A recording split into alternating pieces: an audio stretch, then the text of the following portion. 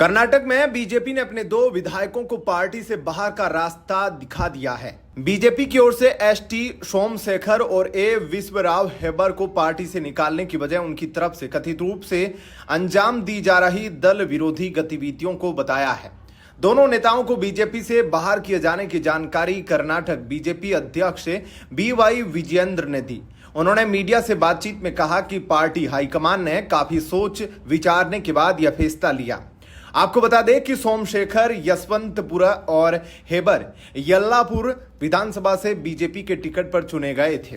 The Indian express की report के अनुसार ये दोनों विधायक कई बार अपने बयानों से पार्टी को शर्मिंदा महसूस करवा चुके थे। सोमशेखर और हेबर दोनों साल 2019 में बीजेपी में शामिल हुए थे। ये दोनों उन 14 विधायकों के गुट का हिस्सा थे जिन्होंने एच.डी. कुमारस्वामी की सरकार गिराई थी। 66 साल के सोमशेखर ने कांग्रेस पार्टी से अपने सियासी करियर की शुरुआत की।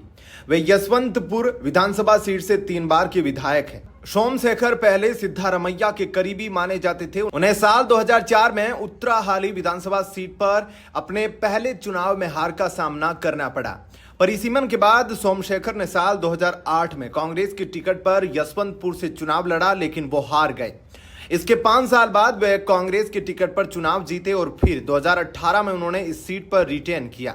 उन्होंने कुमारस्वामी के 1 वर्ष के शासन के दौरान बेंगलोर विकास प्राधिकरण के अध्यक्ष के रूप में कार्य किया। उसके बाद 13 अन्य विधायकों के साथ बीजेपी में शामिल हो गए। साल 2019 में सोमशेखर ने कर्नाटक उपचुनाव में जीत दर्ज की और उन्हें येदियुरप्पा कैबिनेट में मंत्री बनाया गया।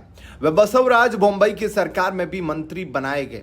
वे 2023 में भी बीजेपी के टिकट पर चुनाव लड़े और जीते, लेकिन इस बार उनके भगवा दल के साथ संबंध अच्छे नहीं रहे। वे कई मसलों पर विधानसभा में कांग्रेस के साथ खड़े दिखाई दिए। शिवराम हेबर 68 साल के हेबर 4 बार के विधायक हैं। वे येदियुरप्पा और बोम्मई सरकार में मंत्री रह चुके हैं।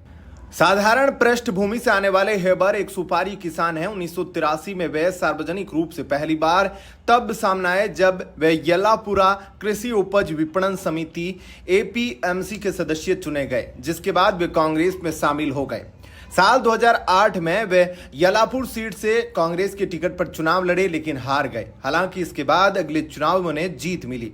इसके बाद वे इस सीट पर अगले 3 चुनाव भी जीते। वे 2023 में बीजेपी के टिकट पर चुनाव लड़े और जीते। हालांकि चुनाव के बाद से ही उनके बीजेपी के साथ मतभेद खुलकर सामने आ रहे हैं। वे फरवरी 2024 में राज्यसभा सीट के लिए हुए चुनाव में वोट डालने नहीं पहुंचे। उन्होंने लोकसभा चुनाव के दौरान उत्तर कन्नड़ से कांग्रेस प्रत्याशी का प्रचार किया। आपका क्या कहना है इस पूरी अपडेट पर? कमेंट सेक्शन में अपनी राय जरूर बताएं। धन्यवाद। जय हिंद।